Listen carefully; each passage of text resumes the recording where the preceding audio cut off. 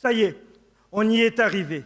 On a fini par développer des logiciels assez sophistiqués pour nous rivaliser, qui savent nous imiter sans difficulté, sans minimaliser chaque micro-particularité de notre personnalité, qui ont cryogénisé nos éclats de génie pour mieux les exploiter, qui ont surclassé par des multisyllabes savamment calibrées notre propre technicité, qui pondent des proses à la ronde en quelques secondes, quand nous essayons non sans peine de rédiger en rime un texte personnel qui nous prend des semaines.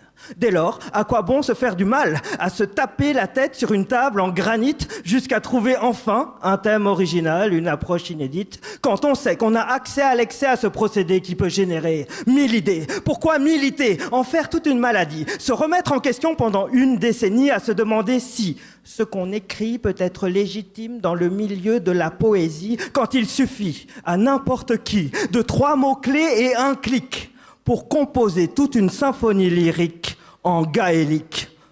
Faut qu'on m'explique. À l'heure où ingénieurs et glandeurs lèvent leurs verres à la santé prospère du nouvel art révolutionnaire, que l'on me permette de m'extraire de cette fête tant je m'inquiète que ce gadget fera de nous, peut-être, des poètes à la retraite.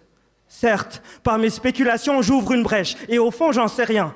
Mais n'empêche que cette sensation, elle me tord les intestins, d'entrevoir que saltimbanques et baladins peuvent se faire balayer du jour au lendemain par des engins. Et cet émoi me renvoie à ma première fois, 15 ans auparavant, quand j'avançais tremblant, poème à la main.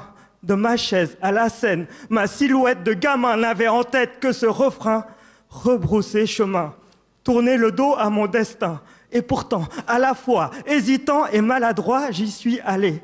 J'ai mouillé le maillot, la voix qui en moi bouillonnait a su trouver écho. Mon âme à nu, sans costume ni déco, juste l'impact de mes mots derrière un pied de micro. On en devient accro à cette sensation d'urgence où chacune de nos tirades irradie de sens, où chacun de nos versets peut atteindre le ciel, puis se déverser en étincelles au creux d'une oreille attentionnée, comme une météore de métaphores colorées qui tombe dans nos cœurs depuis la Voie lactée, comme un 1er janvier, comme un 14 juillet, moment privilégié, propriété intemporelle qu'aucun pirate pourra piller, qu'on se balance ou qu'on bafouille, qu'on entre en transe, qu'on trempe de trouille, c'est nos trouvailles qu'on vous livre, c'est nos entrailles qu'on délivre, qu'on se lâche ou qu'on chuchote, c'est du live, c'est du one-shot, et qu'importe l'oppression, on restera l'ultime bastion d'expression, corps à corps d'émotion, au cœur d'une population en pleine palpitation. Notre vérité, notre élocution,